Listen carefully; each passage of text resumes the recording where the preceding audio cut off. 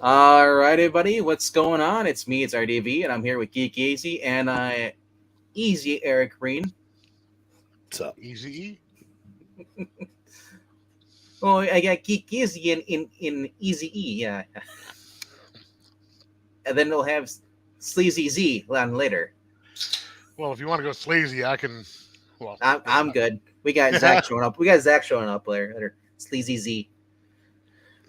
All right, I got a.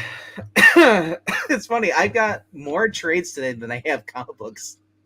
I came across a bunch of books, and And yeah, I one thing about me is I prefer having trades, and if I can find an older trade, it's even much better. I like having trades or like in the '90s, or if there's any from like the early '80s or just '80s in general. That's one Uh, that they're a lot better than the modern stuff. I can tell you that much right now. well, I just to me it's like we see all the fancy new trades and soft covers and all that stuff. I just like having that throwback. See if we can find a first or second printing of something. That's always cool. Hello to Marania. Hello to Jay. Jay saying it's comic time. It is. So, so I have 10 books this week, 10 floppies. And, well, I'll just start off with that real quick and get this going. And try not to be too in depth. And here. All right. Technically, even though it's 10 books, this is, I can't really count it into the countdown. Like I said, Walking Dead, every issue I had fun with it. My only problem was as they went by too fast because Kirkman liked to do story through sequential art versus actually putting a whole bunch of dialogue in there, which can be bad if you're waiting a month for the next issue. But binge reading, it's fun to read. So I was able to read it within like a couple months. That's why it's especially with things like that. It's better to have them in trade. I mean, you get some dialogue in here, but then you'll get like this. You'll get stuff like this.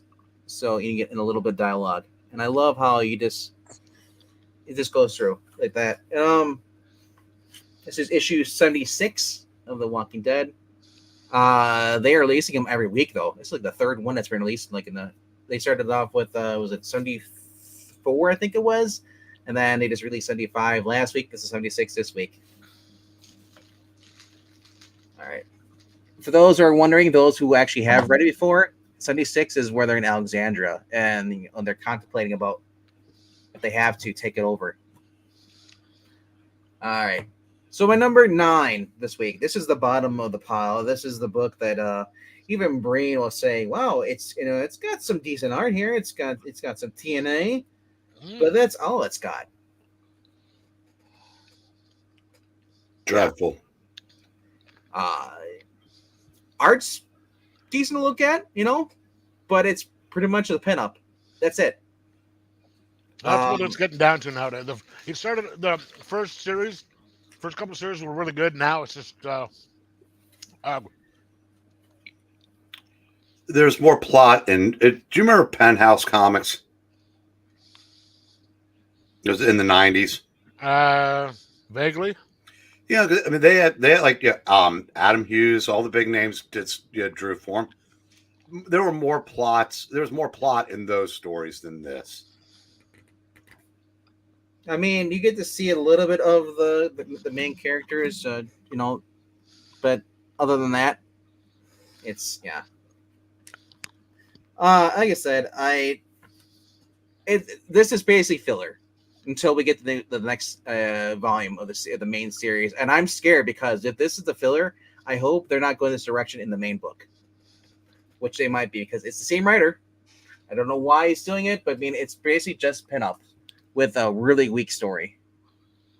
And speaking of weak stories and even worse art, my number 8. Well, the cover's nice. It's Frank Cho, that's why. And you got Gary Frank and Frank Joe doing the covers for this. And then you look at the inside, and it's just garbage. Yeah, it is. There was one of those on the counter at the store today, and I was killing time. That's why I started looking through it. I got to one page and said, "This is terrible." Yep. The art, so I put it back down. It is just horrendous. Look at what they did to my girl. That ugh. Jeez. Yeah. What the actual hell? The guy who's writing should be doing the art. Dan Penigen is a great artist, but he's not doing the art. He's doing the writing. How's the writing? It's a mid story. Very, very mid. Yes. I mean, look what they're just doing to her. It just looks horrible. There's a style. Yeah, that you know what he's trying to do. He's trying to look like Frank Miller in Batman: Dark Knight Returns, but it's not working. What he's trying to do is give me an aneurysm. Yeah. I mean, oh, tentacles. Okay, cool. Basically, the gist of this issue is that there's a blood diamond in this part of this Sahara Desert or whatever, and everyone who goes there dies, and there's rumors of sandworms. So I'm just thinking, like, really? Unless it's the earthworms from Tremors, I don't care. But bad story, even worse art. All right, number 7. It's mid McKay. It's basically General Strange. Evil version of Strange is going against the good version of Doctor Strange. Clea's trying to help him, but she's kind of useless. Basically, he's just getting his ass kicked. He has, it just. I don't know where they're going with this story. It's at the point where I just. He's like, you may have all this power, your journal all these years fighting this battle, or if Shanti, but the one thing you don't have is friends, and I have friends when you have power. And it's just the point where I just don't care. And the one thing that pisses me off the most is when they show these guys, Wong and Agents of Wand, and they freaky dude. I just don't care for this. Sorry. That looks like a kind of weird version of Andy Garcia, or not Andy, but guy from the band. Yeah, it's to the point where I just don't care for this anymore. This story, it started out strong, and it's just getting worse and worse by the minute. They don't even have the ghost dog in here anymore. That was cool in the very first series. It started off, just above mid. Now it's starting to go the other direction. They always do. Which sucks. Well, the only one that hasn't done that has been Moon Knight with him. Moon Knight's been fun all the way through, but they're going to end that series, and then they're going to put someone worse on it. And a worse character.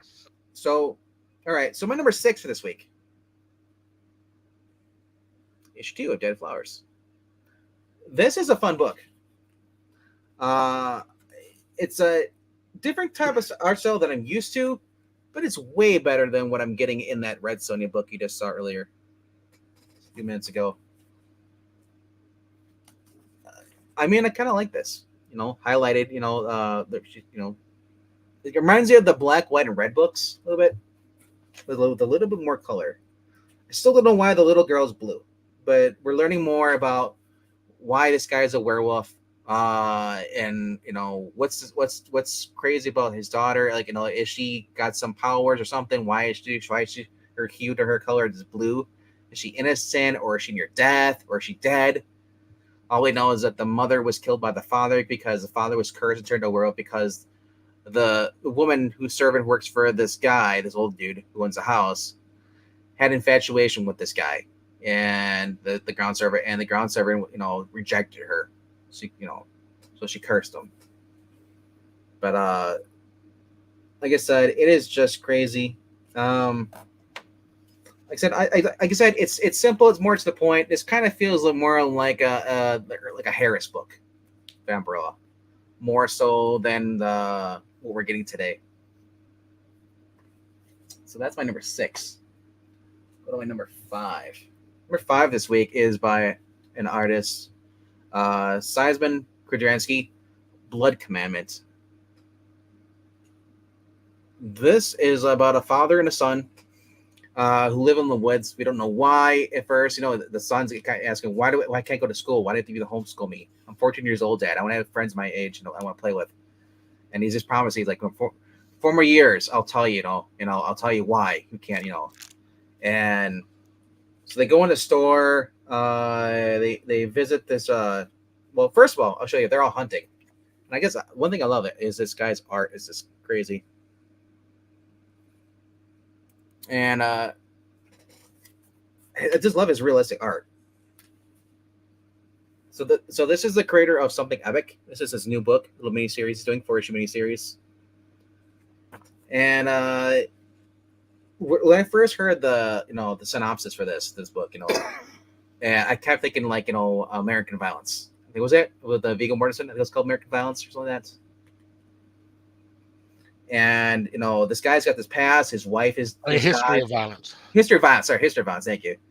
And like I said, so he's got his past. We don't know why he's living in the woods. And why whatever his wife. Someone comes into town after they go into the town. They go to this basically the general store because he wants I need a pump, I need a heater and all stuff. Because winter's coming up, and stuff for us. And after they leave, this you see him driving away, and then you get this ominous, this guy with the boot shot walks into the store, and the guy basically is like, he's something there, but he's playing tricks on him. Let's just say the old man does not survive. We don't see what gets him. We just know that he's got a shotgun, and he's he's kind of thinking it's a bunch of kids. And all you know is that he's gone because you see the little blood splat. Don't know what happened to him.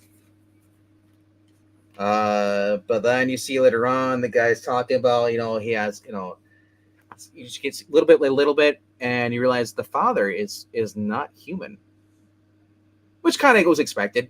The book can only goes away for being a terrible, a horror book. But I still don't know what he is, if he's a werewolf or if he's a vampire. But all we know, he's doing the Twilight route, where he's only feeding on animals. And his son has no idea.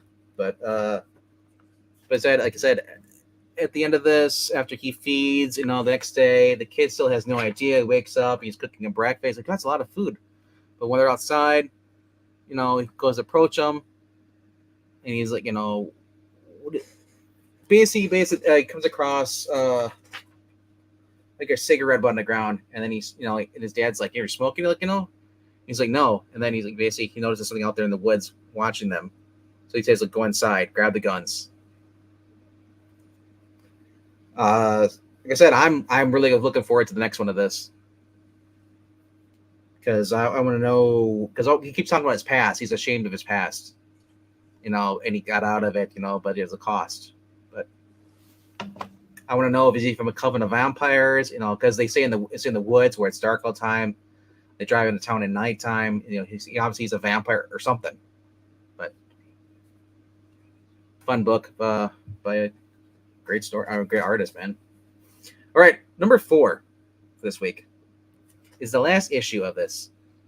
Godzilla, Here Be Dragons. And wow, is this? I know. Basically, it's got Godzilla being teamed up against by a giant octopus and this giant lobster, basically. And they're trying to drown him. Godzilla's not having it, and of course, something happens where basically they make a mistake, and Godzilla basically rips the lobster's arm up, shoves it, and he shoves the octopus down the throat of the lobster, and then he just nukes him.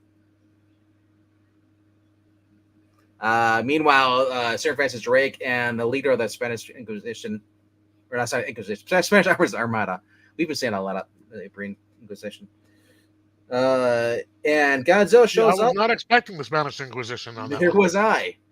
Godzilla shows up, and the guy fighting against Sir Francis Drake gets basically obliterated. And Sir Francis Drake basically prays, and he's able to get away from this. Of course, they bring the gold back, and this is all being told by the pirate down there. And like I said, I'm at this point.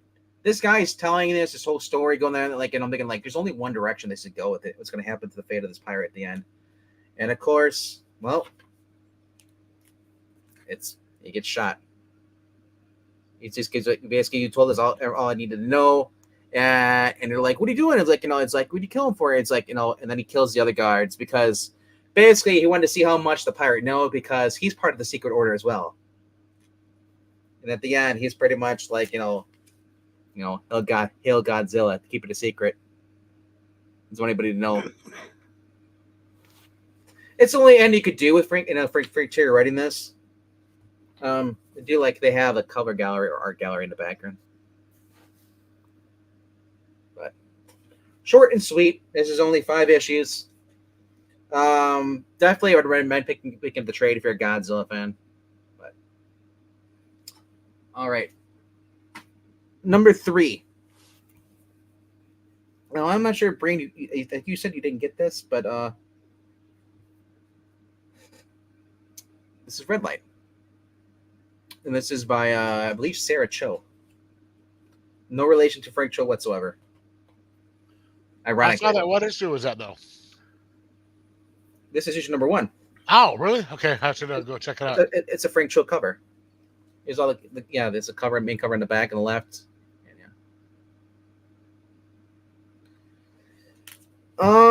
Very futuristic. Basically, she's an AI intelligence at a brothel, and it's she's there. And what we learn is that she's basically modeled off of the guy who owns his only Mister is his late life, and she's never allowed to leave. She's the first robot there that actually AI that has empathy, and she learns from the guy who basically tends to her needs as far as fixing her up and stuff, repairing any damage she has from clients. And, he explains to her that basically she has AI learning capability. She's able to learn and study people as far as and tell how they're feeling just by how their body reactions are. So one day, and like I said, it's an adult book. This is like gun hunting. There's some stuff in here. I'll say that's. Skip past the page. Now, one question I do have: you said that he repairs her. Does she? She got her arm dislocated from one of the guy's clients that was going with her. Yeah, I was gonna say, is she taking on clientele that she actually needs repairing? Is that part of her forte? Yeah, the clientele basically ripped her arm off because putting it behind her and ruined it. No, she has pain receptors too. So she comes across this girl. And as far as she knows, everyone who's at this facility is a robot.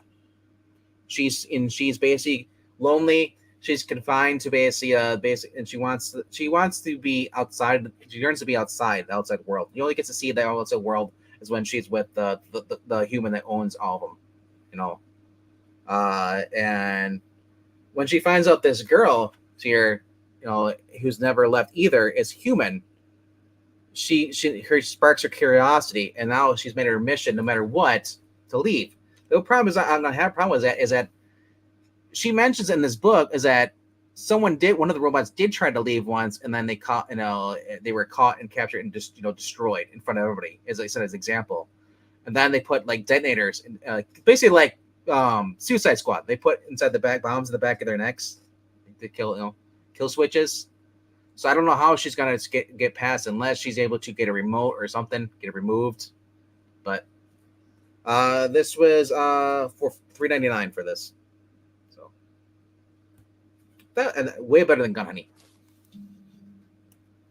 Or should I say Gun Honey, what you want to call it, the spinoff I just showed you. And that's the writer. And it's also, in case you're wondering, this is the artist who worked on Hit Me, another AWA book. All right. Hit Me was a good book. I really liked Yes, that one. I love the art on it too. Yeah. Number 2. And Brain, you ready for this? Brain, it's there. Yeah, I'm here. Number 2 is number 2. That doesn't work unless it's 007. How many times we have to go through this? I read the first issue real quick, and then I read this one. Oh my gosh, I'm just loving it. Oh my god, I was expecting. There's a part here where when girl gets her face mauled off by a freaking werewolf in here. That's what I was talking about yesterday. I wasn't expecting members of the ragtag group of misfits to start getting croaked. Right, it is just insane. And you see the guy gets scratched, and then you see right there. That is like, it's just like all the horror monsters are just basically coming out of the woodworks and just attacking people. Yeah, it's just like Monster Mash, but the adult version, like the horror version of or no, it's not Monster Mash, Monster Squad. Yeah, that's why I only can describe it.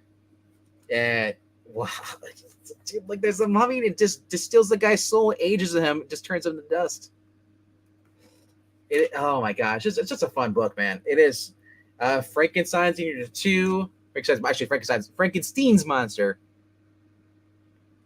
I mean, all these people were just watching the movie, and all of a sudden, like everything started happening, all at once. And so at the end, they run into they think it's Simon Basil, but it's actually Abraham Van Helsing. We have here's the monsters right there. We have Dracula, we have the Mummy, we have the creature from the Black Lagoon, and Necrowolf as a werewolf that got bit by Dracula. So now he's like a vampire wolf or something like that, or something. I don't know what it is, but there's one thing I saw in the back here, and I'm curious to get this too. And this is Count Crowley. That looks kind of cool too. Count Crowley. I've got both those series. They are really, really good. I don't know if you are. Are you familiar with that series? Never heard of it. Okay, basically, is what it is. There's a woman who works at a news station, right? She's a reporter, but she's a drunk, and like she went to a like a Ren fair to do this thing on this like wine that was really famous that this guy was supposed to have made there.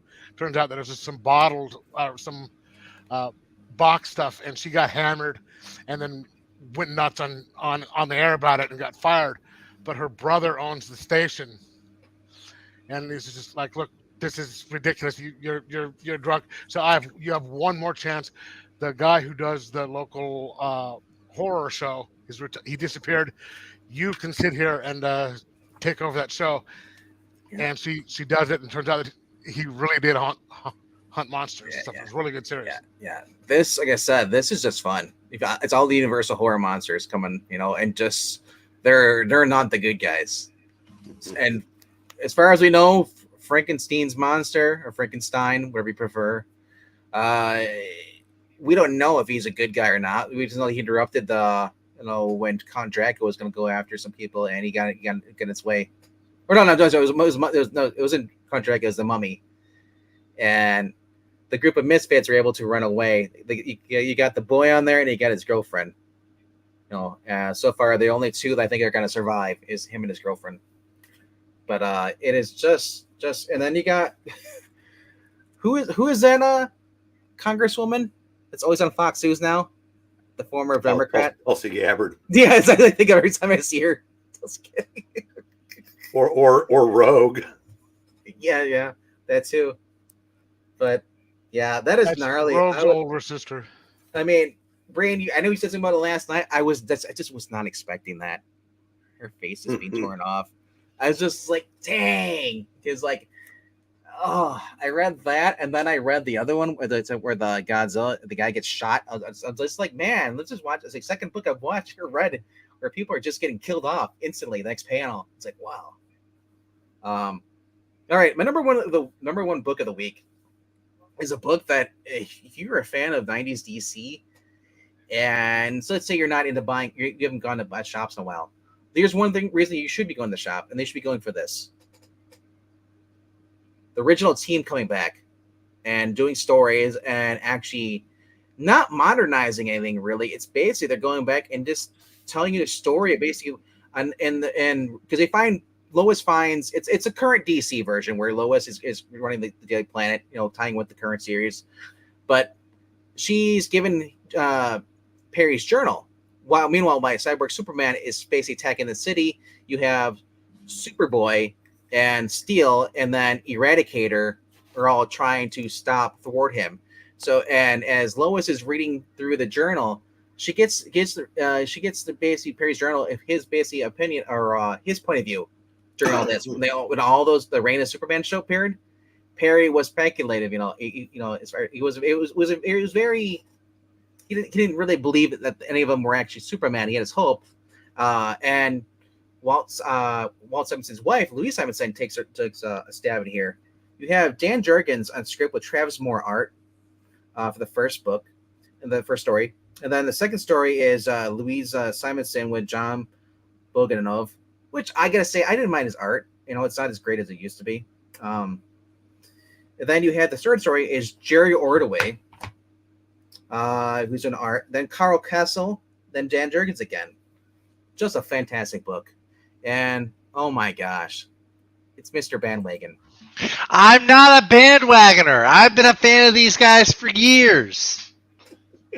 I've never seen you wear the hat before.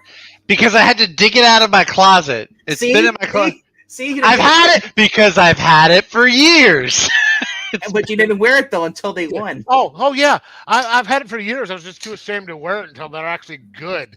Okay. Yeah, it's funny. I didn't see you wearing that 2 years ago when they lost 100. Yeah. No, I had another hat I was wearing probably. Let's see, 2 years ago that would have been the Braves, right? Maybe. I guess It was the Sox. I know it was the Red Sox. Like I said, this is just a fantastic book. Yeah, you were wearing that in 2018. I was wearing this in 2005. This is the old hat. Well, to be fair, I've had this hat since about That's new. For 5 years. That's a new hat. I can tell. Well, that thing looks. It is a new hat because I haven't worn it because I want to keep it in condition, nice condition. People do that with hats? I know they do it with shoes. Well, yeah, but I'm paying like close to $20 for these hats. Yeah, it's true. Hats are expensive. Yeah. A lot of the women I know have shoes. I just don't allow them to wear them.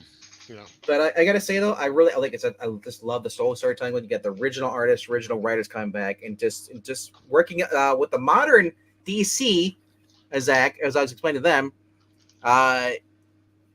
It's Perry White's journal going through this, and it's Perry White's journal, basically Perry's basically point of view when the Reign of Superman appeared, and him going and dealing with these individual characters. Also, it's Lois. It's still the Lois Lane from the present in the current Action Comics and stuff, where she's the chief editor, and then she's going through Perry's journal because right now Cyborg Superman was attacking, Hank Henshaw. Okay. And you got these three. Yes, and he's in his costume. Superboy's in his costume. That costume, and he's trying. They're all basically trying to stop Cyborg Superman, and it is just a fun book. And I just love it. Anything. It's just very Perry White focused too, which I love about this. Does he say Great Caesar's ghost? Well, according to current DC, he might be the next Caesar's ghost because he might go the way of Alfred. He can't be Caesar's ghost if he's not Caesar. He's in a coma forever. Yeah, I was just gonna say he's can't say anything while he's in a coma. Well, I'm just saying I'm just gonna say he's not the same Great Caesar's Wait, ghost. He's gonna be a ghost. Is he in a coma? Wait a second. Yeah, it takes place before he comes out. I don't think before. Okay. I was about to say because the last issue I read of Superman, he was running for mayor. It's like that's not a coma. This version of Perry White would say "Great Shades of Elvis" because remember that's what they did in the Lois and Clark show. Yeah. But also there are certain politicians who are in a coma right now depending on the I yeah. Like I said, can't. best $10 I've spent at DC in a while. All right, and then that's it for my number one books. I'm going to show off some other cool stuff I got here. For those who didn't work on the fossil or watch the fossils last night, I guess appeared on there first time.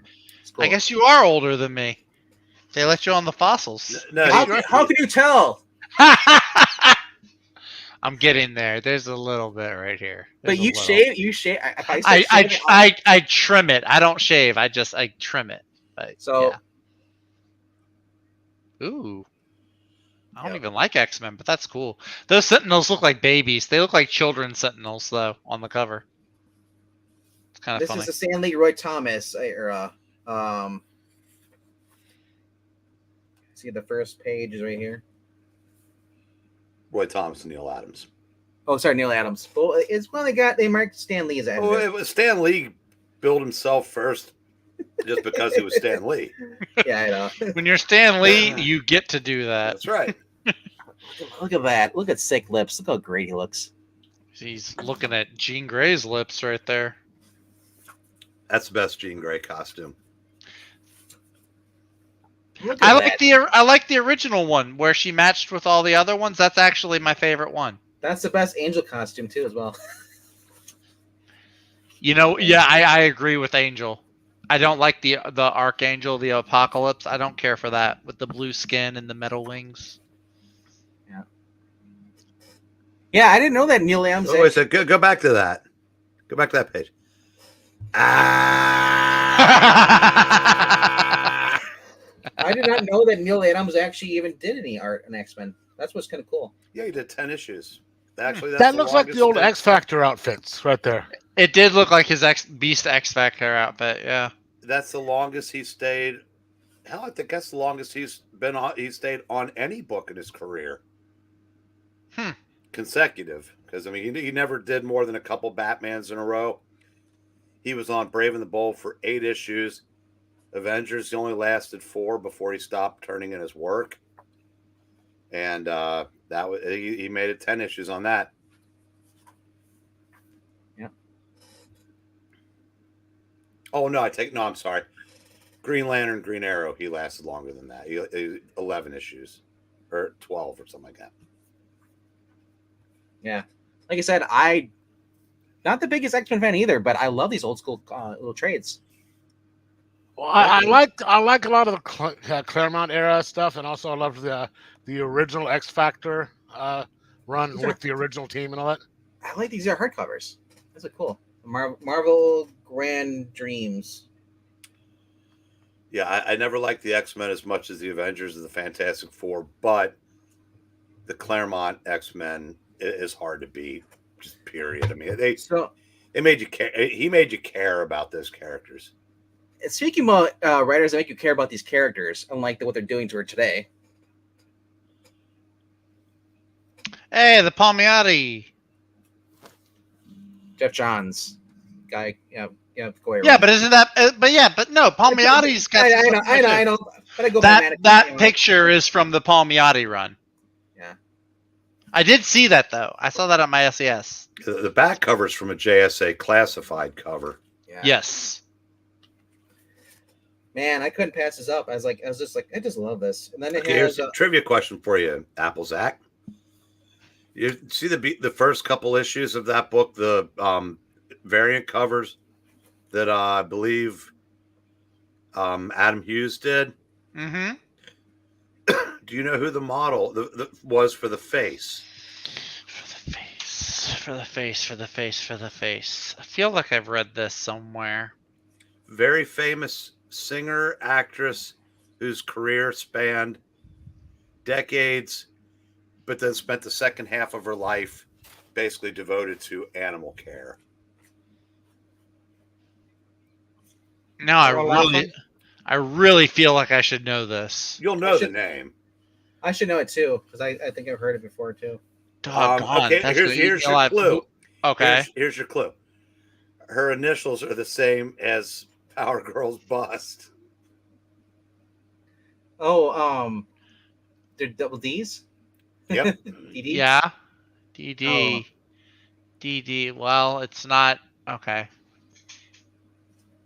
What decade was she a singer? I'm about to say, why am I? Her singing career went back to the 40s. Okay. I mean, she made movies with everybody from Jimmy Cagney to Rod Taylor Oh. and James Garner. Can I phone a friend? Let me call my buddy Would that be Mariska Hargitay's mother? No.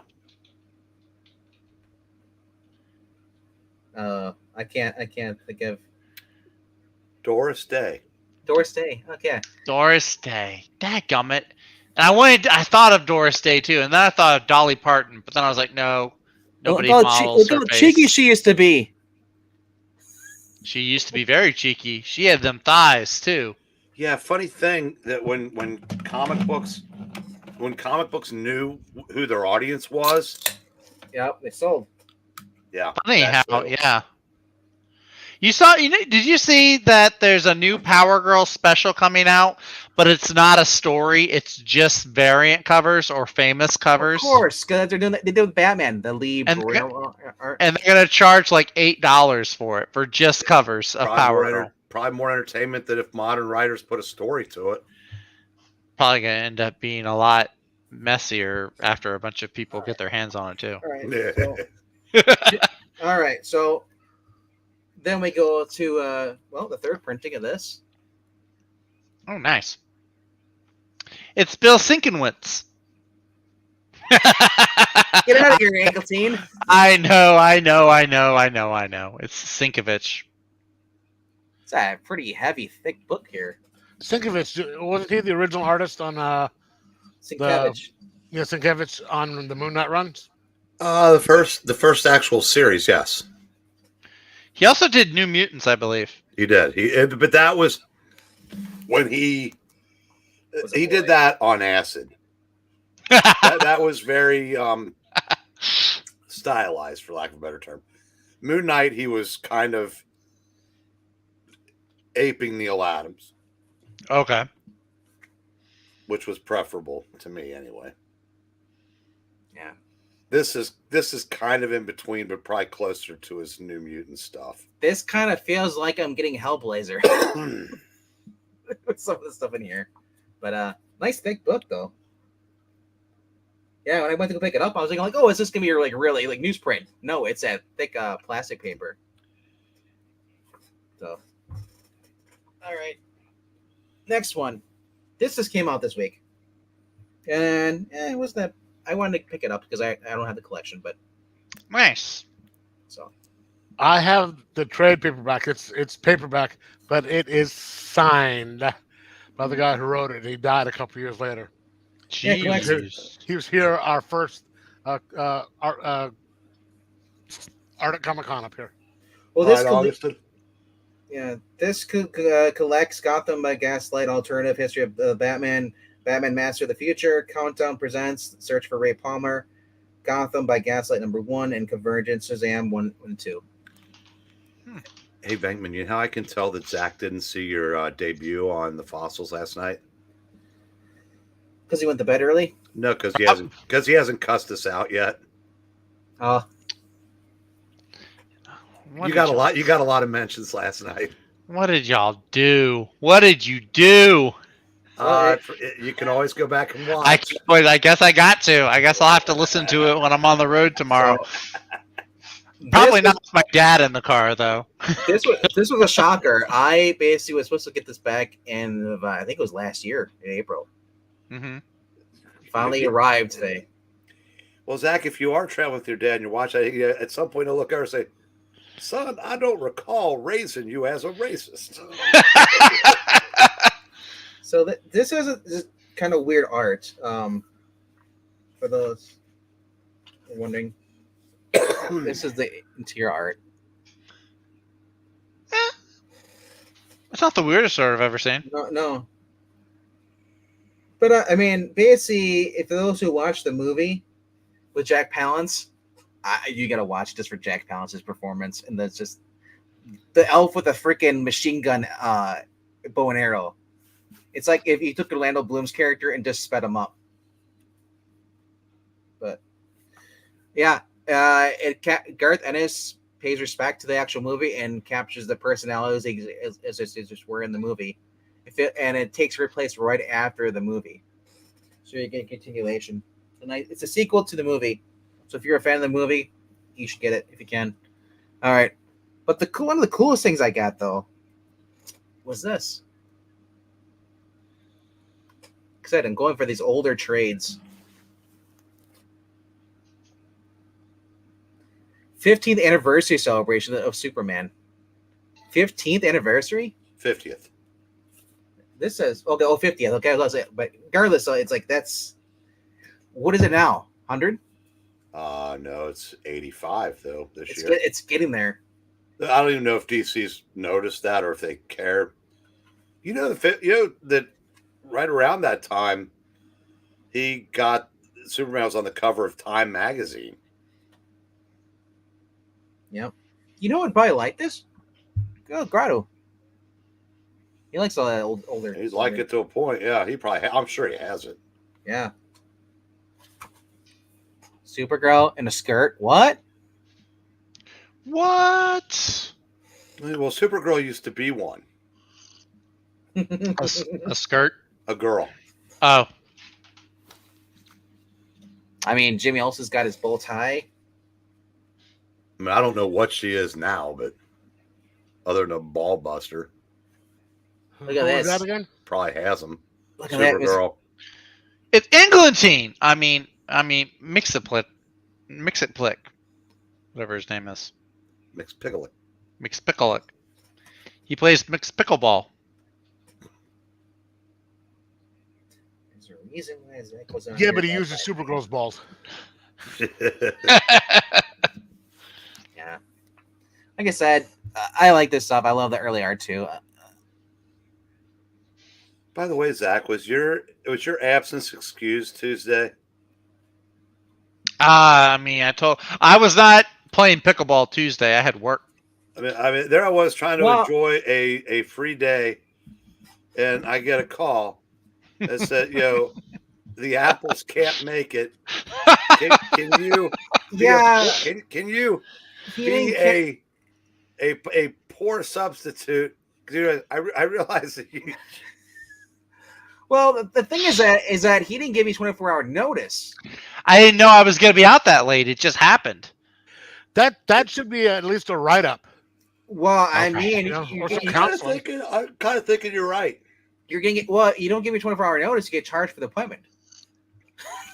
You're not a real doctor, despite what your name says. Hey, How dare you? maybe he has. He might I'm not calling be a you. medical doctor, but he's a Laura Biden doctor. I'm calling you Mr. Venkman from now on.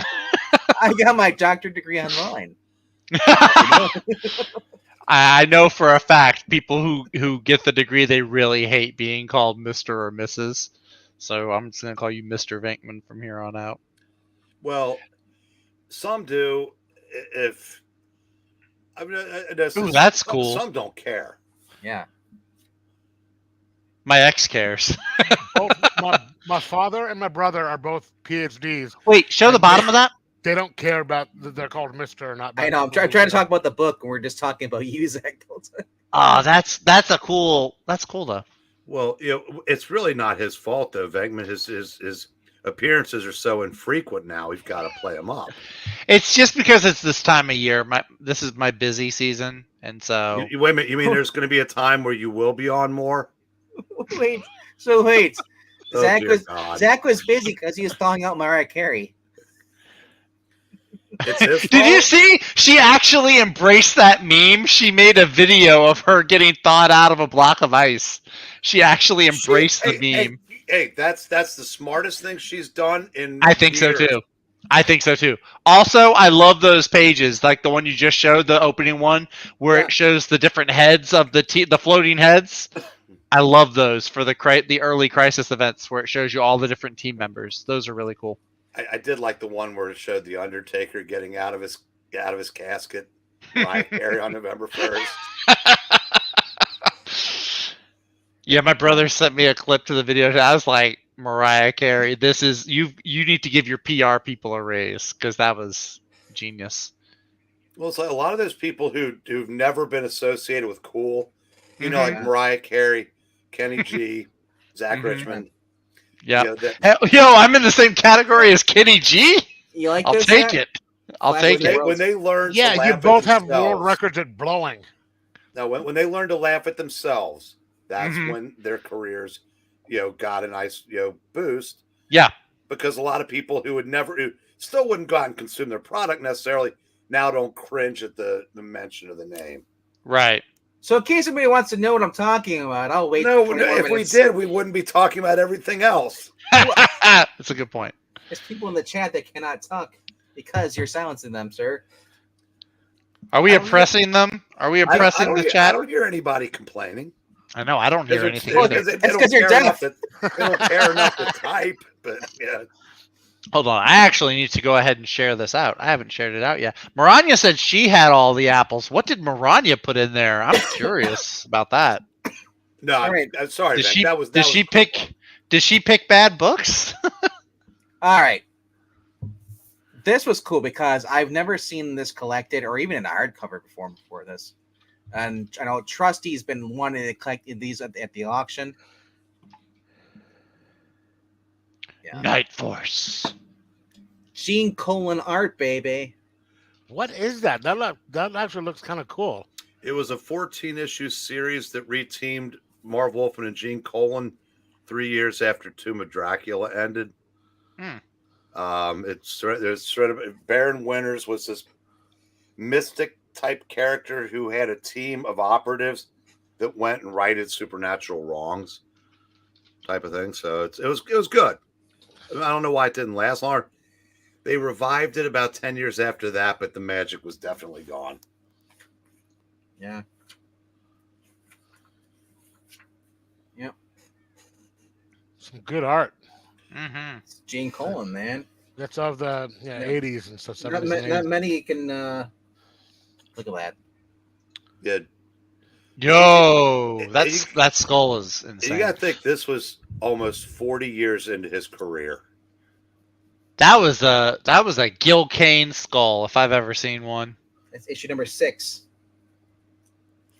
Yeah. I just love all the art in here too. I saw one. I came across one issue at my shop, and I flipped through it. And I was like, "Oh, it's great." Yeah, Gene Colan is awesome, man. But the cream of the crop is these last 2 books that Breen knows what they are. Volume 2 and Volume 3 are the best collections that Dark Horse has ever collected before. Face front, true believer. Yeah, of a single comic book ever been collected by Dark Horse or any collected anywhere in any company. Yeah. If you have never read these or never even remotely wanted to collect these, you don't even get the apples. You don't get anything. No, you just plain suck. You do. That's just that more fact. But knowing Zach, he'll never get this. Yeah, you're right. You were correct on that one, sir. You aren't. You Little can't baby Dr. Octopus. You can't book a flight to get that close to cool yet, Zach. It's like if Bouncing Boy was born in the 1930s. See, it's basically the female version of him. You have no idea what you're missing. I'm sure I don't. I'm sure I have no idea. I have no idea what I'm missing because I don't know who the hell that is either. Just like you and I are together on this one. Why is there a white Lizzo grabbing him by the collar in a cavewoman costume? Like the kids say, if you know, you know. If you know, you know. Okay. Make way for Fat Fury or Fat Furry, whatever you prefer. Herbie Popnecker may look like a little fat nothing, but the kid's invincible. Herbie of Archives Volume 2 features further adventures of the fat, unflappable hero that as he assists presidents and princes, helps Christopher Columbus discover America, and even gets the better of fellow superheroes, Magic Man and Nemesis. Yes, Nemesis. I want to see that. I want to see that one. I've never read the Mark Millar, make it so, sir. Originally published by American Comics Group (ACG) back in the 1960s, Herbie showcases eye-popping artwork by Ogden Whitney and rib-tickling surreal just plain hilarious stories written by comic scribe and ACG editor-in-chief Richard E. Hughes. Which Paulo informed us the other night actually wrote almost all that stuff under different names, but he wanted people to think there was a stable of writers, but it was basically all him. Yep. Little guy. No, Zach, these are when I was younger. Paul had these at his store, and I mocked him when I saw him. I go, "What the hell is this?"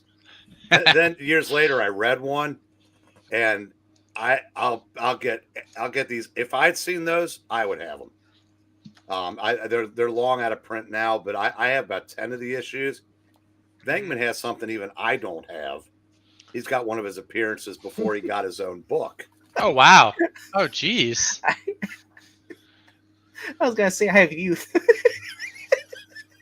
I had youth. I've never had that issue.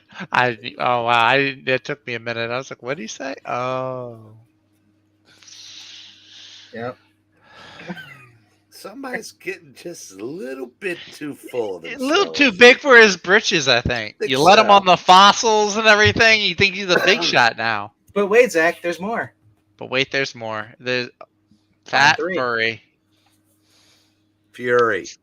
Furry. Heard it both Toma- ways. Tomato. Have you ever seen anything more furious than Tamaki. No, those are two very different writers. Tamasias, not Tamaki. What? Yes. That's a clever. Call me Schmi. That's a clever title. I like that. It's a callback to Moby Dick. Call me Ishmael. He even learns the kangaroo kick in here. Hey, did you see MJF did that last night? Yep. Again. It's just fun. Yeah, all kidding aside, Zach, that's all these are. These are just fun stories because obviously the dad doesn't know. All he does is see Herbie laying around, so he calls him a fat little nothing. Uh-huh. Yeah, that's back when you could get away with stuff like that. Parents Right. say about their kids. Yeah, right. But in reality, he would be out basically like doing all the things that Beckman said. Torture device. Look at that. And they just go. He just get back to be his fat normal self. Just- Oh my gosh. Yeah, his dad. I believe it was in the. I have the issue I had with Cleopatra. His dad in the very beginning, he's like, I was like, why don't you go out and play, little fat boy? it's like and even saw Herbie do something. Said, why can't you be more like him instead of a fat little nothing? So, yeah, very very fun books, man. I was reading through the volume 2 into this one, and it's just fun. If I can find these on Comixology, we might read one on the channel. Oh God. Yes, I saw somebody was wanting to read the one of the Justice Society or Justice League crossover Thanksgiving ones. Those are good. That was Jim Soros who was saying about this. Someone should read that, and I said, you know what? Maybe That's not a bad idea. We read a Justice Society. No, sorry, the JSA Christmas one. Remember? Yeah, I remember the Christmas one. We're gonna read it the way they are now. So, Alan Scott will be flamboyantly gay, and every other JSA member will be closeted homophobes.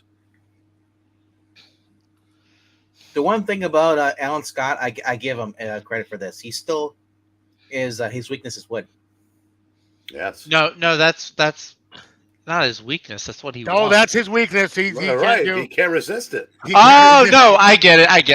Okay. Well, you really are on a time delay tonight, aren't you? This is coffee. I'm trying to. I'm worried because the old people kept him out on Halloween night. Did they sacrifice you? Is this even the real Zach? Well, that'll depend on whether or not he shows a Ryan North book later. There was not one this week. No, but I did read the book that he picked up though. The one that's probably his number 1 book. Wow. Zach, why don't you regale us with your picks with your choices for the week? Yeah. Okay. I've only read one of them. I haven't had time to go through all of them. And actually, Vinkman, when you asked me, I forget I did get another book I forgot to tell you about. How do you not have a hair out of place after having a hat and headphones on? It's the gift. You It's, see it's- that? How do you just- ladies? That's How do a you catch just right have hair there. right here in your above your lip there, right there? But It's not not I that. have real it goes hair. all the way. It's a full mustache. Once It's like you this. see it, you can't unsee it. That's not a full mustache. You and Oh. Joe have the same thing. You guys go for 3 weeks and you get something looking like that. You look No, great. I trimmed this This just is- yesterday. Yeah, check this out. This is what you call a real thing. Here, I buddy. I trimmed this. I don't let mine get out really Are you kidding long. me? This was just this morning. Grew out. Sure. I haven't seen you clean Look, shaven in yeah, months, I'm, sir. I'm older than all of you, and I can't grow anything. It's not machismo, fellas. It's genetics. There you go. It's all in the Not genes. really anything to brag That's the about. reason. That's the reason this is the way it is. But It's like, that- hey, that- hey, that's come on, that's Breen. a fine lid. You're trying to give him an out Thank here, you. man. Thank you. I think of Cartman with the It's pubes. a fine He's like, head of lettuce there. we're gonna get the beard. So he got the older grader gave someone's pubes in his face. Oh, my mind's eye. Hey, this was my #1 book. It's the only one I've read this week so far. But this was freaking fun. This was a blast to read. Now, it The does. ending was a blast. No, the ending was fine. Like I enjoyed this from front to back. Well, no, unless you mean the back, like the Peach Momoko X-Men tees. That No, one. I'm talking about. Or maybe the back like Alan Scott. I'm talking about the Iron. No, Man. I know what you're talking about now. I know what you're talking about now. No, this makes a lot of the exposition from the Ultimate Invasion really make sense. So you have young Tony Stark, you have Reed Richards from one universe. He's wearing the Doctor Doom outfit. They get Thor. They save him from Asgard. Sif comes along with him, and they're trying to correct all the damage that the Maker did when he prevented a bunch of people from becoming superheroes. So you find out like how they're gonna go about correcting the Maker's mistakes and everything. So, and Cap is gonna be the first one that they start with. So this was really fun. The art was good. The writing was good. I really enjoyed this. I thought this was fun, and it makes like all of those existing characters from Ultimate Invasion. They're like this almost Illuminati-esque group of people that are seeking to control and rule their parts of the world. The So, problem I have with really this cool. book, there's no mention of the 616. No. Your characters. What's Oh, the 616. Oh no, that's because that's the Illuminati. OG. That's the OG one. Well, Yeah. remember they were pursuing him, the Maker. So we're just gonna just leave them in the dark. Say they just. the Well, Maker's gone. these guys aren't from the 616. No, but the Maker was on their planet though. I'm surprised they're reading from 616. Oh no, I get what you're saying. I hear what you're saying. I Well, understand. I- It's I- like I guess- they were showed at the beginning of Ultimate Invasion, and then that's all you see of them. I understand. I guess Moon Girl was busy Do you want to see Moon Girl? I don't want to see Moon Girl. in the Illuminati. Miranya, I would say this is probably like late teenage Tony, like Yeah. maybe like 17 or 18, not in his 20s. He doesn't even have facial hair. So I did get the new issue of Avengers. This is the variant. I don't normally go for variants, but this one was really freaking cool. What a tease Jed did to us. We get to see Miss Marvel. Yes, OG Miss Marvel, Carol in her swimsuit costume, only for it to be. I know. revealed- And you see her in her original Miss Marvel costume here on the cover too. So Well, it was nice yes all and along. no. who's the Didn't writer? they paint pants on her? Oh yeah, she does have pants. Yeah. Also, it's not the 2-piece. But still, all in all, I mean, this is really a gorgeous wraparound cover. I dig it. They have like almost every major. They got Mockingbird in there. I mean, when Falcon actually looks like Falcon, it's great. Falcon, yeah. Wonder Man, the best Wonder Man costume. No. No. Yeah, I think so. Also, the real Captain Marvel, right there. New No, that's- Orleans. Best represent. Wonder Man one is that 70s disco multicolored thing that they had. Boy, everybody with their takes on I Wonder thought her Man. name was Photon, or what was the other one name she was going by too for a while? They took that name too. But I think it was Photon. You know what the problem with those Marvel books are with those really cool covers? That's not inside the book. Opening them. So far, I haven't read it. I haven't read this one, but Jed McKay, I like this last story that he did. I really enjoyed it. This is the one I didn't get the last issue, and since I had so few books this week, I thought, why not? I'll pick this up. This is Titans. This is issue number 3. I think they just had issue 4 come out, but since I didn't read number 3, I figured I would pick this one up. I do like that cover there too. Well, what is that? This is Titans. Tom Taylor and Nicola Scott. Oh God, what the hell, Zach? What do you mean? You know that's the book. I quit halfway through the last issue. I tried to read of that. Oh, did you really? Oh, Yeah, I didn't hear that. Within the first 10 pages, there are 2 incidents of evil white Republicans beating on poor innocent brown people. Wow. Then Tom Taylor just Tom Taylor himself. He was doing so good for 2 issues. He was doing so good. Well, okay. I got a fun cover out of it at least. I did get the new Detective Comics. I don't think I even read the last issue of Detective. No, it's still here. I fell asleep reading it last night. Yeah, but you also thought Ultimate Invasion was boring. So it was. I did find a back issue of Green Arrow for my collection. Cool. So yeah, this is the real fun part of last week's Green Arrow issue was when it switches over to Phil Hester's art. I really love his art style. I disagree. It was fine, and then it went to what the hell's this? Phil Hester's art it's dynamic, it's fun. I really enjoy it. It's neither of those. But that's just art is subjective. I mean, I've never liked. Yeah, it's true. But I don't. But I people whose opinions I respect do. So I mean, I'll joke about it, but to me, it's like I don't like Ed McGuinness. Yeah, he's horrible. He's dreadful. Everybody like like fire hydrants, but again, a lot of people do. Yeah. Whoever drew the art for the Public Enemies was not Ed McGuinness. It was like someone better. Because he did a Vampirella story, and seeing Vampirella as a fire hydrant was really unsettling. Yeah, I mean, I remember I was just gonna say quickly, it was a fire hydrant with wings. Okay. My first Ed McGuinness book was the Emperor Joker, the Superman Emperor Joker story. I think that was the first. I just really liked the way he drew Superman.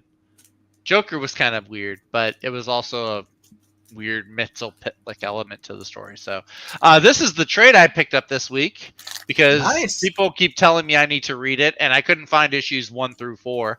So I said, you know what? I'll just get the trade. So I love the dog.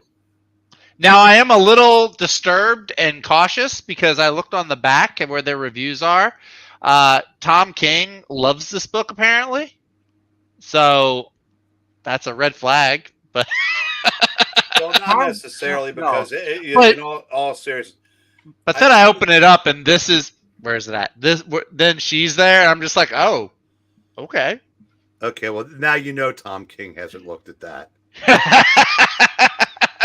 No, like the worst book Venkman and I've read all year might be that Heat Seeker, but there's a form thing on the back that's Ed Brubaker praising it, but it's the same thing he says about all of them. It's like when it's like instead of signing an autograph, you just have a stamp that you hit. So I mean, I said I don't let those things sway me in one direction or the other anymore. This is Commander Shepard. It's my favorite story on the Citadel. I also saw that Scott Snyder liked it. So if Scott Snyder liked it, then that's good enough for me. I like Snyder's opinion. Skip liked it. Skip's the one that got me onto it. Skip did like it. You're right. And Skip usually likes those books that are out there, and I want to pick up the Nita Hawks or Nightmare. And he didn't even like a lot of Cape books all that much either. No. So for him to like this was a big deal. Like Skip was his whole thing was like, if it's a Cape book, it has to be like not the cliche Cape. It actually has to be like more out of the normal wheelhouse, Yeah. Can't be a Cape just for the sake of being a Capes book. But anyway, but that is it though for this week. It was, like I said, it was a relatively light week. I only had like those 4 books. So that's why I was able to get the trade and the Titans. I kind of want to open the Titans now and see this offending page. It might. I couldn't remember if it was issue 3 or issue 4. I hadn't read 4. Well, it's whatever. If 4 is out, that's the one that had it because I said they, because what was it? Beast Boy decides he wants to help reforest, Don't- the rainforest or something. Don't read it Okay. out loud. Don't read it out loud. It's like the Necronomicon. The Necronomicon. But the Wally's still alive. He's not dead yet. Yeah, Wally's still alive. like one of the first scenes is they stop a mugging and all these people are beating up, these white guys are beating up a brown person, and then they go to the rainforest and the same thing is happening. So it's like, it's like, I'm sorry, fuck you, Tom Taylor. It just, Don't apologize. I'm tired of it. I'm tired of these guys just using everything they write as self-inserts for their own politics. That must be issue number 4. The worst thing I'm seeing in issue number 3 is Brother Eternity about to put parasites. Yeah, it's number 4. So, this is Aqualad. He's about to put parasites in his mouth. Trust me, avoid number 4 in future issues. Okay. Well, I'm just gonna sit around and wait for Justice League whenever they inevitably bring that back. Speaking of cool covers with shit on the insides, one of the guys at the store today pointed out that one of the Supergirl variants is Captain Marvel. And he went and picked it up and showed it to me. It is the same picture that whoever that artist was drew for Carol Danvers, just with Supergirl's no chest uniform on instead of Carol Danvers' no chest uniform. Interesting. It's like they're not even trying anymore. And then the interior of the book is I think she's like eating for 40 pages. Yeah, I saw it. There's a lot of Mariko there's a lot of Mariko Tamaki-ing. Let's see which. I could see. Well, not the Frank Cho. I know Frank Cho would. No, do that. Actually, Frank Cho's cover isn't bad. Was it? Actually, she's got skirts on and there's one with her new, I'm a man now uniform. Yeah. Does she have a dog? I didn't. Chasing a dog? I didn't notice. Yeah. She does. The cover A, she definitely looks like Carol. Like with the color scheme, the red, the blue, the gold. Like it's very similar. I think it would be very easy to swap out her for Carol. That's... Why am I still on screen? I don't have anything else. Well, we're trying to choose boost ratings, okay? Let's take it down a notch. This ain't gonna boost your ratings. This is the post-Halloween scare-a-thon right here. Oh, you're wearing a football jersey. No. When your profile is small, it looks like you're wearing a priest collar. No, that's not Pittsburgh Steelers thing. That's my brother who wears the priest outfit, and he wears that every day. But switch me up there, Dr. Viekman. I can't turn your camera on. Oh, hold on. Nor would I want to. Oh, okay. All right then. Sorry, it was turned off for some stupid reason. Good luck. Yes, for good luck. That's because you guys. Well, that ship sailed. Yes, it's bad luck now. All righty. And this I've had for a long time, by the way. Thank you. All right, now I got a couple of back issues. Can you turn the camera a little bit? I'm trying to watch the football game. Oh, okay. No, just kidding. It is the Steelers game. Okay. So first I have a Young Indiana Jones. Something this is the number 1. Ooh. Oh, Nice. very cool. $5. So yeah, sure, why not? Right on. Then the actual edition of this book came out last week, but I mentioned that I wanted this cover, and they put it in nothing this week because it came out this week. It is what I refer to as a squirrel cover because it's Foil. shiny and foil. Yeah. But this is a double squirrel. Oh. You son of a gun. But I can't believe that I actually paid this price for it. I Oh, would pay $10. I'm gonna tell you right now, the only thing that's good about that is the cover. Yes. I was Yeah. going to say, The cover is the best part for sure. great cover. Thing inside of it. Yeah, made me want to become bulimic. I've learned to just right click and save as on the photos that I want, the covers and the Elite Comic Geeks. Okay, so then we have 1, 2, 3, 4, 5, 6, 7, 8, 9 for this week. And is this the outfit that you were talking about? Yeah, it looks a lot like Carol It Danvers. does. Yeah. I was looking at that going, this must be the cover they're talking about. That must be it. Yeah. Yeah, This goes right with the She-Hulk one. The inside was just, she's having this like super identity crisis because her and boobs window babe Supergirl. can we stop having the Supergirl, Power Girl stop complaining about how they're irrelevant in the DC No. universe? See, it's not that they were irrelevant. It's she's having this identity crisis because they're the Power Girl is the same girl, and it's like, how am I different than her? And then at the end they become friends. Well, if I was Girl there, power. well, what I heard, it was all about Jonathan, because Clark wasn't available to talk to her. She had to talk to Jonathan. And my thing is, if she wants to know how she's different, Power Girl originally had bigger boobs, but she also was more confident than Supergirl was. Yeah, She was the chairwoman of the Justice Society. but actually, on League of Comic Geeks, I've seen a lot of people saying this, and I'm shocked because on League of Comic Geeks and reviews are saying, can we just have Supergirl or Power Girl not in Metropolis? Can we have the superheroes? Can we just have Superman in Metropolis? I'd be more okay with that. It's like having all the Green Lanterns on Earth. See, here's the thing on this one. All right, I can understand. There's some characters you can have more than one of, and it seems plausible. Seems plausible. You know what I mean? You can have like more than one Batman type thing, because you can get a bunch of people who can train up real well and become like a Batman. You can get a bunch of people in the Iron Man uniform, right? As long as they know how to use it.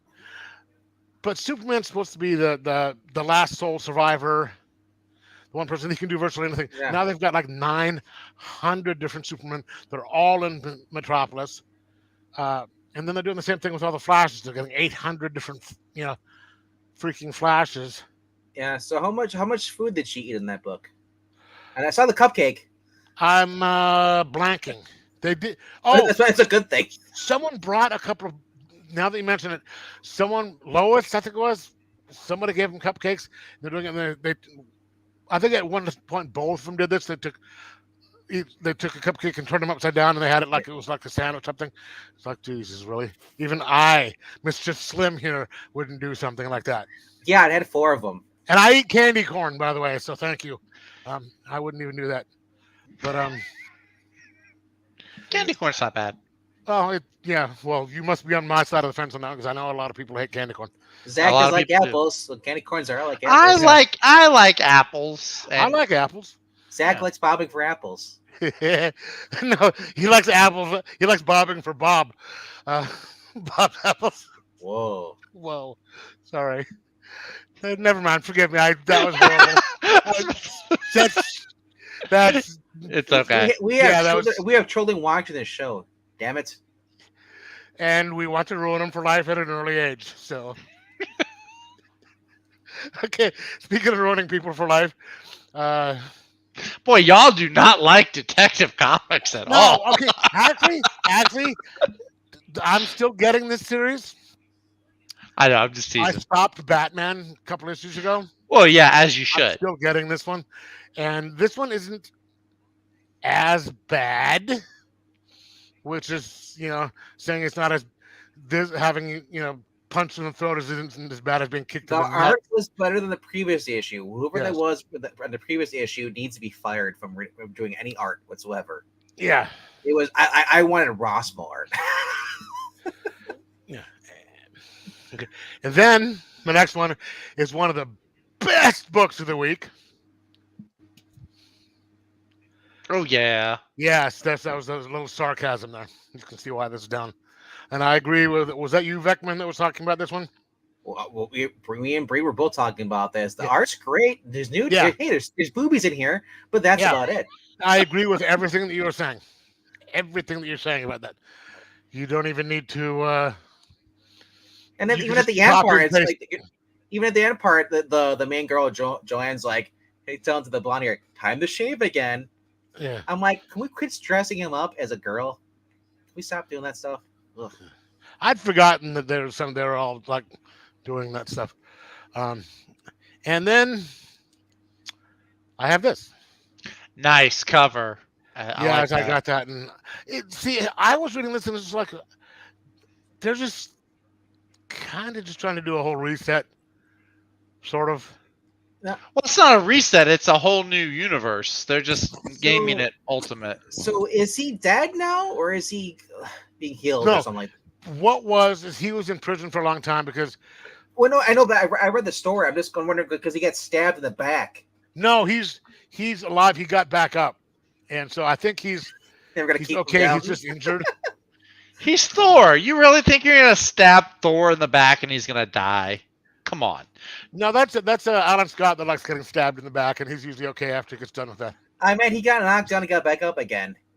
It's great. Chumbawamba. He got Chumbawamba. But I mean, where is this gonna go from here? That's what I want to know. It's like it's just weird. And then who's one of the villains? Is it it's Illyana, right? Illyana, the Hulk, Captain Britain. Yeah. Who now? See, I will Yeah. say that was great though. The whole Captain Britain getting in the face with the yeah, repulsor. but here's the Yeah, thing. that was cool. I saw that and I was like, okay, that's cool. But then he's like, oh, I'm disfigured. I'm like, they're pulling a Doctor Doom with him. Because he's like, oh, I'm disfigured. I'm so ugly now. It's like, dude, Captain Yeah, Britain is in an not eye Dr. Doom. patch, so he's a pirate. Yeah, Yeah.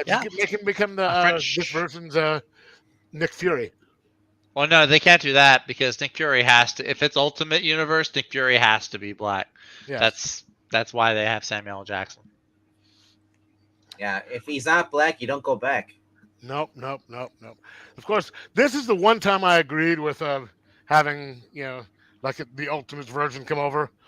Because this version, the Samuel L. Jackson Nick Fury, is so much better than the original Nick Fury. The problem is that I hope this doesn't go the direction of the original Ultimate Universe, where they decided, let's do this, and then they just drove it into the ground as it get worse as it went on. So We I shall hope. see.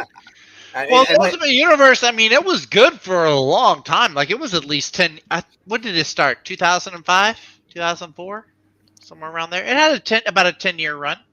Before, mean, And of course, some people say that their Spider-Man version is better than this one, supposedly. I've never been into Miles Morales, but Miles Morales was written okay in his Ultimate Spider-Verse because Peter pretty much had died, yes. so he was basically able to replace him. Holding. But like I said, it's kind of weird having them around in the main universe. I mean, in the video game, they reworked it so he's like a protege. It's kind of like a life story thing, in a sense. Still haven't beaten that game. I need to beat the game. Oh, it is a fun game. I'm still behind. But anyway, any more books tonight? Yes. So you're like Breen. Football.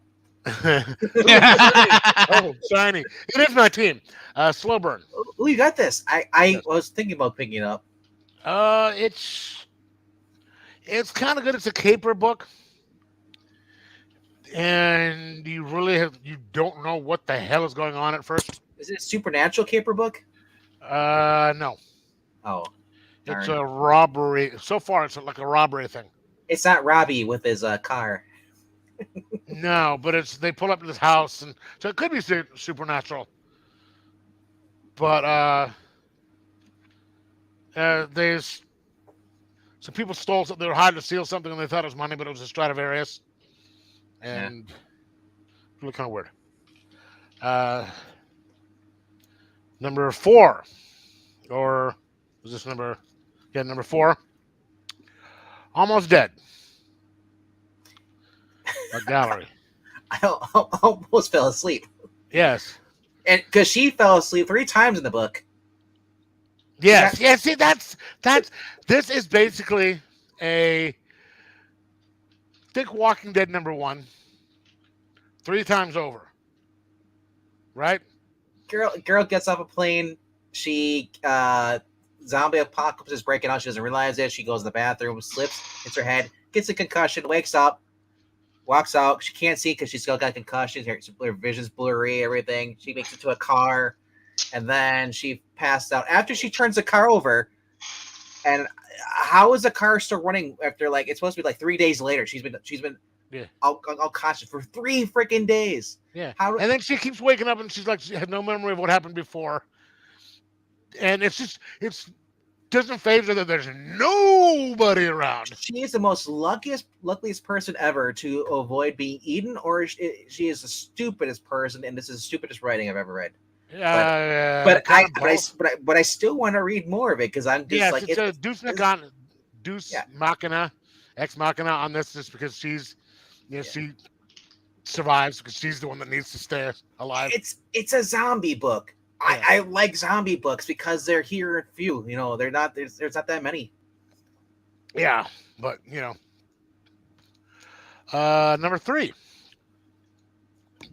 Ooh, shiny squirrel. Ooh. And you were right on everything.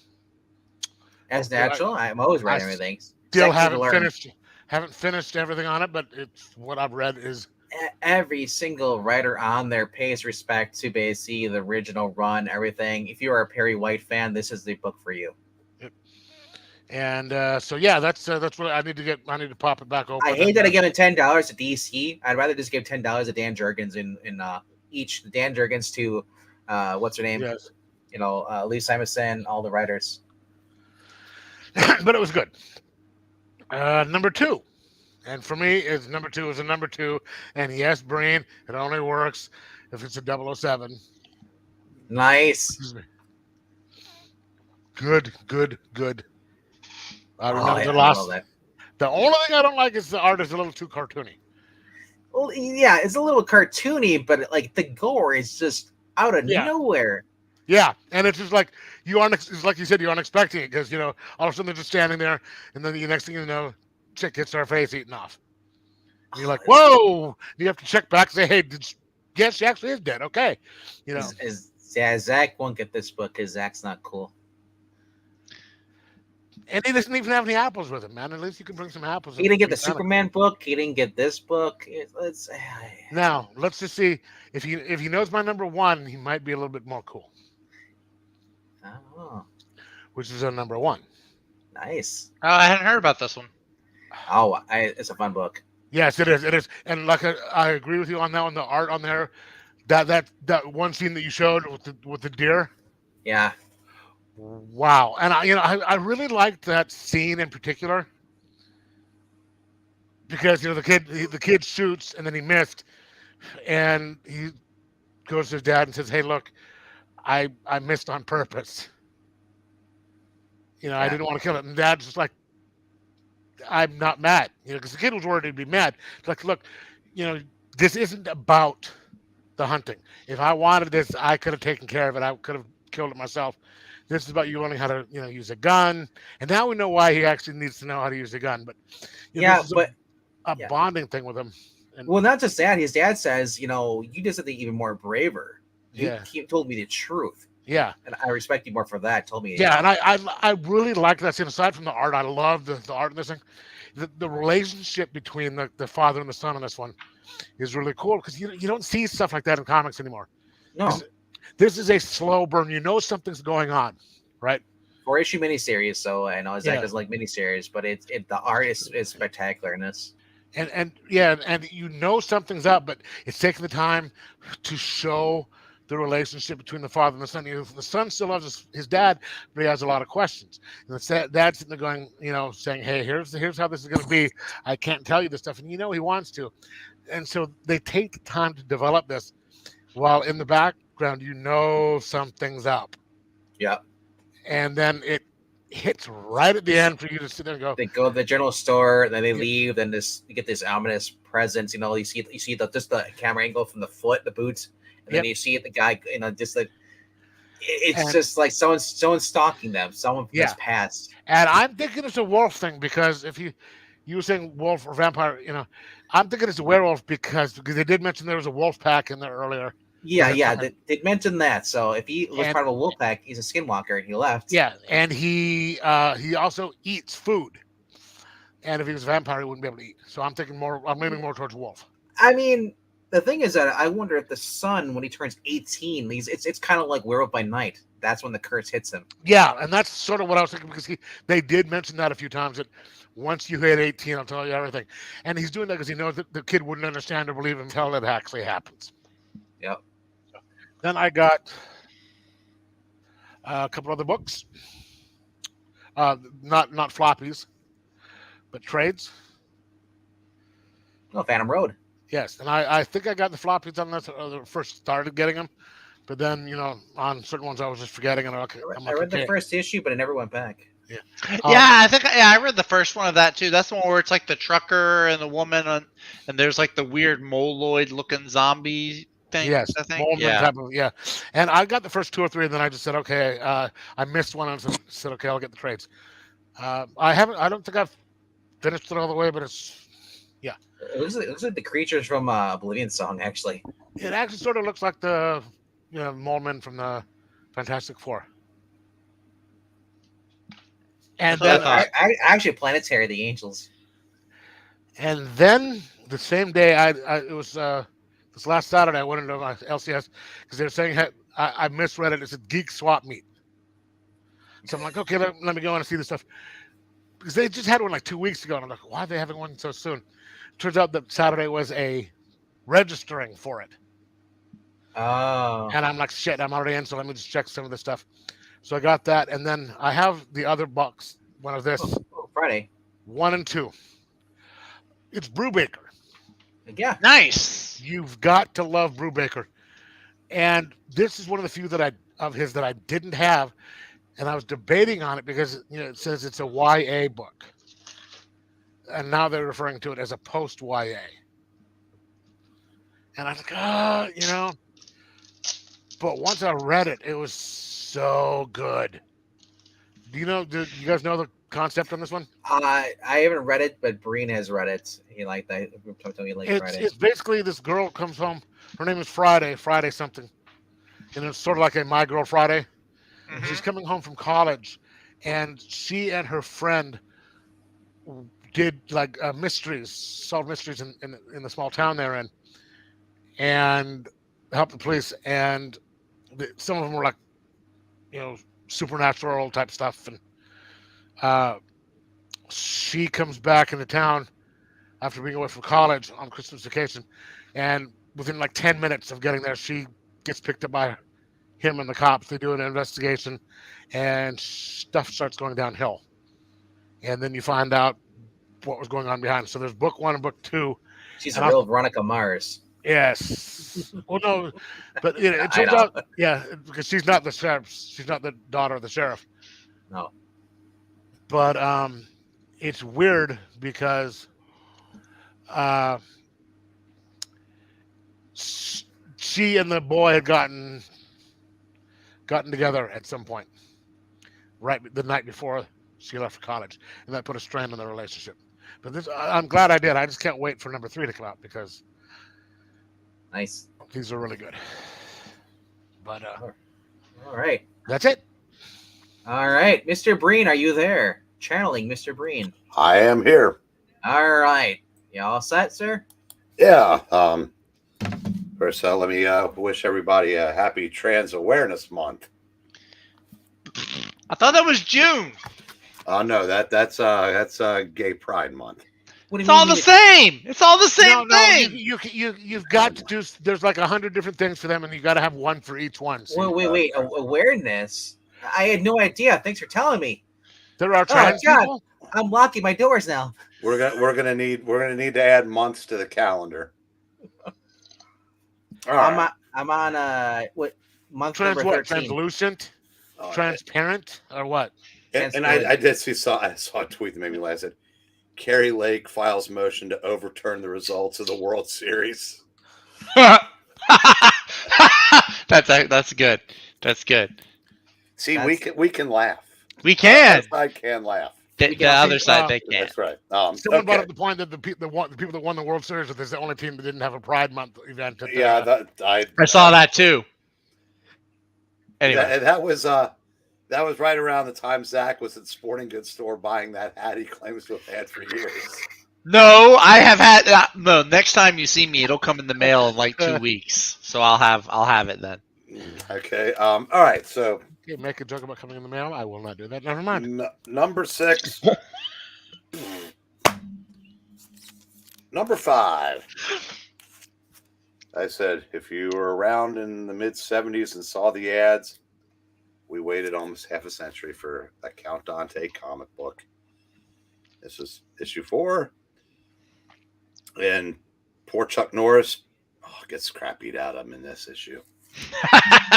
That's how, and not even by Count Dante, it's by the guy that Count Dante has to face. You know, his mom is still alive. She's 102. Count Dante's mom? No, Chuck Norris's. Is she really? Yeah, She's only alive because Chuck Norris lets her be. Yeah, they say that Chuck Norris died like 20 years ago, but Death was afraid to tell him. That's right. No, this is fun. I mean, it's nothing special, but it's been a fun read. Number 4, Vampirella Dead Flowers, co-written by Sarah Frazetta. Venkman nice. Talked in pretty good detail about it. It kind of has the look and feel of one of the early Warren Vampirella magazines. Before Vampirella became a continuing character and was just like the horror host. Yeah. But it's like I said, it is good. It's She's a good writer, Frazetta. well, Sarah Frazetta. well, she and whoever is co-writing it are crafting a pretty decent story. Cool. I I like seeing the second generation creators. I'm interested. That's like. Well, we told you last month. I said the first issue, Vampirella's talking to Frank as he's painting the cover for the first issue of the magazine. Mm-hmm. Like, I guess she's been posing for it, so it's kind of clever. Cool. We've talked about this. 75% of us were cool enough to get this. Yeah. Jackson was right. You don't hold up long enough. I'm in bed by midnight. I can't stay up late enough for the midnight show. How is Jackson not here? How have we actually gotten this far into a live stream without him showing up? Maybe he thought yesterday was Thursday. Well, he is old. This is a lot of fun. Zach, you should go back and see if you can find these because it's a blast. It's basically this small town is hosting a lost premiere of a horror movie from 50 years ago. And the monsters, which are the universal monsters, basically escape from the movie and start terrorizing the small town where the movie was being shown. And a bunch of kids and a ragtag group of misfits have to save the day. And unlike other things, it's kind of like The Walking Dead. You never know who's going to be dead when they go to commercial. So it's because, like I said, there's one I certainly did not expect to see in this book because it's just not done in comics anymore because, girls are basically kill-proof now in comics. Yep. Wow, I just noticed Speakeasy, or sorry, it's not Speakeasy, but Geeky's Stanley Force Ghost blue hint on his icon. This is cheating. This came out last week, but we didn't get ours till this week. It's okay. The Dracula Universal Monsters series, written by James Tynion. This was really, really good. Nice. It's basically it's an adaptation of the original novel, and it's more faithful to that, I believe. And it's going to be 4 issues, and it's I said I should say we got the blank cover last week, and I just kind of like gave it a quick look through, and I wasn't going to get it, but Joe texted me the other night and said this is the best thing he's read from him in a long time. So I said, all right, I'll give it a shot, and I'm glad I did. Joe Geekso or your Joe? Corallo. Oh, okay. And number 1, Zach, did you get this? No, I did not. I did not pick up. It is $10. Man, that's the second time he's been the one dissenting. That's 2 Ryan North books. and you could have had this awesomeness. I mean, Venkman, do you still have access to that? Because Zach, my God, has he earned one tonight? I have access to this. Yeah. Cool. No. You know what I'm no, you know what he means. It's time. Let me see. That darn GIF. You know, it's Um, funny. The guy at my LCS when I was checking out, he told me that I hit every comic that I got was a different price point. He said he said that I should have got one of the Spawn books. I would have had a $2.99 because I had a 3, a 4, a 5, and a 6, and a 7. Yeah, this just saying outside Zach's house. My Marine neighbor would decimate them. I actually picked He'd be up leading two them. comics that were $10 a piece. This was so well done, and I said to Venkman yesterday, as much as I enjoyed this, it made me angry because realizing that if DC wanted to, they could get these people, they could do stuff like this, but they'd rather have activists like Tim Sheridan destroy legacies. Yep. And that's why I bought this, because of the creators. They were all from 30 years ago. So I kind of cheated, but I won't buy current in DC continuity books now because I can't support people that hate me. So so that's the new input for this week. A couple of back issues. We bought a bunch of Thors. Ooh. And He had the better Thor cover. so I picked up a couple of them. 147. This is where Odin strips Thor of his powers. I'm glad you continued that sentence. The Wrath of Odin. That's the different comic there. Which continues in 148. With the record. The first Wrecker. Oh, that's the first appearance? Yes. Oh, nice. And we find it.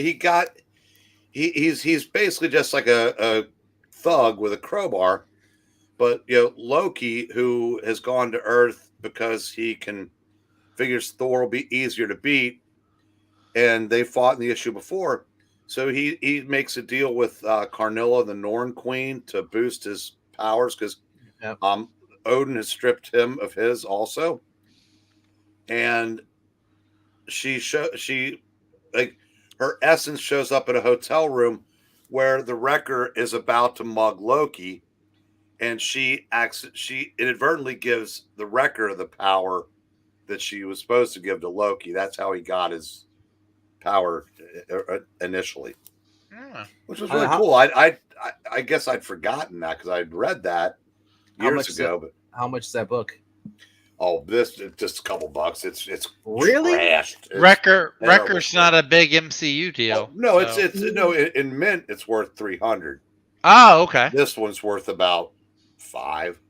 Wow. It's another one that Comic Pro line bags hides a lot of imperfections, but oh, nice. This is the first issue of Thor because 125 had been Journey into Mystery. Cool. It's another one, like I said, if you don't look at the spine, it looks like it's in pretty good shape. It does. But and the other one, I showed this to Venkman. I've wanted this back for years. That's awesome. Oh, wow. Wow. Nice. This eat your heart out, Jonathan Hickman. When I was a kid, when I was a boy, the second treasury, I was a twinkle in my father's eye. The second treasury that I ever got. The first one was that Superman Spider-Man, but second was this thing called Great Superhero Battles, and it had 4 comics in it. It had Submariner number 8 where he fights the Thing. It had Silver Surfer 14 where he fights Spider-Man. Daredevil 43, the Captain America fight in the arena. And this. Well, I'd found the other 3, but this is a really expensive book. And last year at the Cincinnati show, after I'd already looked through this guy's stuff, my buddy Jambo, who does the Fossil show with us, Yeah. Found it for $20. Wow. Now it had holes punched in it. Someone put it in a notebook. Yeah. That was something that dummies used to do in those days. And I said, but I would have done that in a heartbeat. Well, I was looking through a tub of books today, and I was going to take those home to work on them. But Mark said, why don't you hang on to those? Why don't we leave those here in case he changes his mind? Because this guy's kind of weird. And he goes, I didn't get very far in this box, and you'll probably have more fun with that anyway. So there's a box of Thors that he bought. And I looked through there. I saw this was in there. I just laid on the counter and said, ring me up. And then, so the other ones, when I was going through, I said, yeah, I can afford them in this condition. But so the other that I came across was this Amazing World of DC Comics. Wow. Which was basically the DC version of Foom. Which, if you recall from the 70s, the Friends of Old Marvel. Mm-hmm. And this has what I like about it, it's basically, this one's basically dedicated to the Legion, but it also had this thing basically called Direct Currents, which was showing what they had coming up the next couple months, which just happened to be the time of that Superman Spider-Man. That's cool. So this was really, really fun. And I love those Joker books too. When you're thinking the month that this month here, they published 36 books. I had 35 of them. Wow. I may have about 30 of them again, but the only book that they published I didn't care about was Plop, which was one of those like Mad Magazine style Sergio Aragonés crap that I never cared about. But and the last thing I'll show, we saw this Tuesday night while Zach was big timing us. Sure. And my store got it, so I picked it up. Oh, wow. It is published by Fantagraphics in conjunction with Marvel, who has licensed them to reprint their pre-code horror stuff. Oh! And this has the first 8 issues of Adventures into Terror. Wow. It has a really nice forward with some nice backstory. It retails for $35, which I think is not a bad deal. And wow, is that a hardback? Great hardcover. So an attractive spine, so it'll look good on the shelf. And so I'm hoping this sells well enough to keep this going, because I would love to get more of these. Yeah, I mean, that's for me. That's a must-have. I'm gonna go check on Amazon as soon as we get done with it here. I checked In Stock Trades has it. I saw that too. But if you want to do it with Amazon, you want to do it. I don't know if No, I prefer In Stock Trades. But anyway, what's going on, guys? See, this Gratu shows up right at the end. You're showing off that book. Yeah, I said, and to quote Zach, why am I still on the big screen? I have no ratings. Gotta have the coolness effect, Because you throw me up on there, then I'm just like albino. This is my screen. Unless I hide the chat, and then all of a sudden it's like, oh, then I look normal. As normal can be. But that being said, all right. So no more books for the nights. But nope. Did you see that Moon Knight is not going away? Actually, they had some ads. I saw the new Marvel Solicit book came out, and they're just Jed McKay is going to keep writing them. It's just going to be a new #1. It's the same writer and the same artist. I told you. There's no way. Vengeance of Moon Knight. God, I hate this. It's not even an original title. Good God, they are just absolutely creatively bankrupt. You know what I wanted to be? I'm just happy we still have the same team on it. If I had my way, I would just take what he just said. Good God, it's Moon Knight. I would read that. I would read Good God, it's Moon Knight #1. That'd be awesome. Now, speaking of like this Incredible Hulk and Thor comic that you had a little bit earlier, nobody can top the best Hulk versus Thor fight ever done. Like the TV show Oh, the Trial of the Hulk. The Trial of Hulk. Oh. With or was it the Trial? The one with Thor and the Hulk. Is it Return or the Trial? It was the Return. It was the Return because the Trial had the Daredevil all dressed in black. Rex Smith, baby. But come on, that thing where it's just that fight was done in slow motion but not filmed in slow motion. Oh, come on. That was such a... That's one series I want to go back and collect the DVDs, get a collection box, because I had it all once, and then I sold it. So I know I gotta look to see how much it is on Amazon before it's too expensive for me to buy it. That's kind of it's kind of like me. I'm missing out on the other one, Mike Hammer, the one that our boy down there over there on the left has the sold out collection of Mike Hammer from the 50s. Mike Hammer, that's the one with Darren McGavin. Oh no, it wasn't Mike Hammer. I wasn't thinking about him. Well, no, Mike Hammer with the guy from American History X, Stacy Keach. Stacy Keach is Mike Hammer. That was the 80s. Yeah, love that one. He showed me the Darren McGavin one. I was like, Kolchak was Mike Hammer. It is just awesome. I mean, my first introduction to not Mike Hammer, but Darren McGavin was Christmas Story, a movie I cannot stand. Wasn't he the crabby old man or Billy Madison's father or something like that? You know what? He might have been. He was in the movie. I don't know who he played in it, but he might have been the dad and just wanted his son to learn just get off his ass. But who knows? Wasn't he also in Bewitched? No. No? Okay. No. Oh, that's Dick Sargent and Dick York. Never mind. Well, he's not here right now. Usually he watches the channel, but it took you a second there. We're all on time delay tonight. Right here. Oh man, so yeah, tomorrow night I'm thinking we're gonna do a Captain America book on here. I showed Breen a couple of them. I gotta look up. I'm trying to remember what issue it was. The 260s, if I'm not mistaken. I think so. That's what it is. It's the famous annual one where he takes out where he fights Wolverine. I know hindsight is 2020 and all, but you really had a missed opportunity. You could have done the werewolf caps for Halloween. Zach, I was thinking about it, then I decided not to, because by the time we would have done it, would have been too late. We'd have to start with a part where he actually is a werewolf, and it would have halfway. It would have happened in the series. Yeah, because I think it's like a 6-issue story. I think. And also, I've heard that it's not that great unless you can actually get. Frugal. I've heard that too.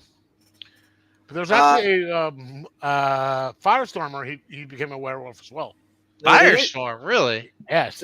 So the issue I was reading for tomorrow, because of the phone, is 265. So you get it's a two-parter story. Or at least I think it is. And then 266 is a follow-up issue. Anytime I can get Captain America and Spider-Man in the same book, it just seems that our views take up. Just go crazy.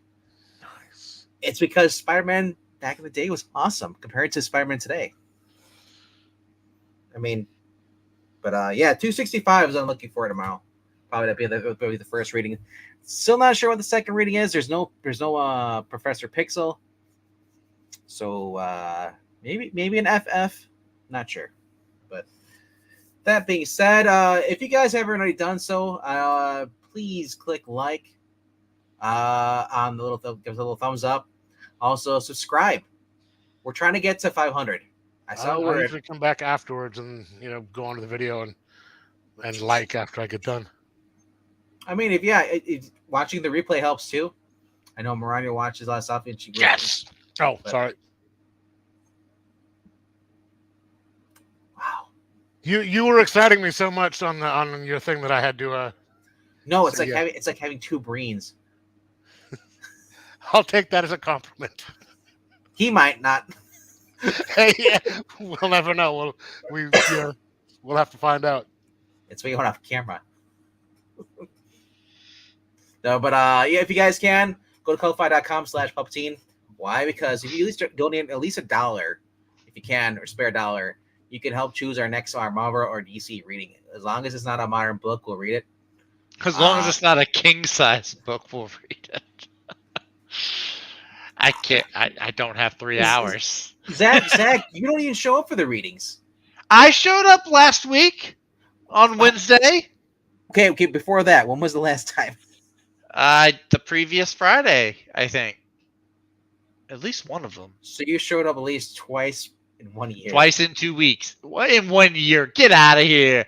Get out of here with that gaslighting. Do it yourself. I don't have to gaslight anything. Yeah. But anyway, thank you all for showing up. We're going to end it right here. We're getting close to 2-hour mark. And if you haven't checked out over at Graphic Man's channel, check it out. From the stream from last night. Really cool books on there. And check out Geeky's channel as well. And then also check out Zach on Tuesday night's episode of Top 5 that he wasn't here for. Yes, you should totally go there and comment and add your own jokes to the comments. That's quality Zach there Tuesday night. That way you can, if you can't zing him in the live stream, you zing him on the Yeah, you zing me after the fact. Yeah, Well, no one's zinging you, Zach. that's true. Don't forget, if That's you the want more life of a Zach content, divorcee. for more Zach content, watch last night's 4-color fossils. For more Zach content, tune in every Sunday night for the comic book reading. My gosh, I was reading a book today, and I was like, "It's 3Ks, Zach, 3Ks." I'm thinking to myself, Oh, good lord! Oh, good lord! Ah, I think it's a football. I think it's a football thing. or Tourette's. I don't know. kind of both, I think, but that's Both. Why not have both? that's the way you can get away with stuff. Why at not football. both?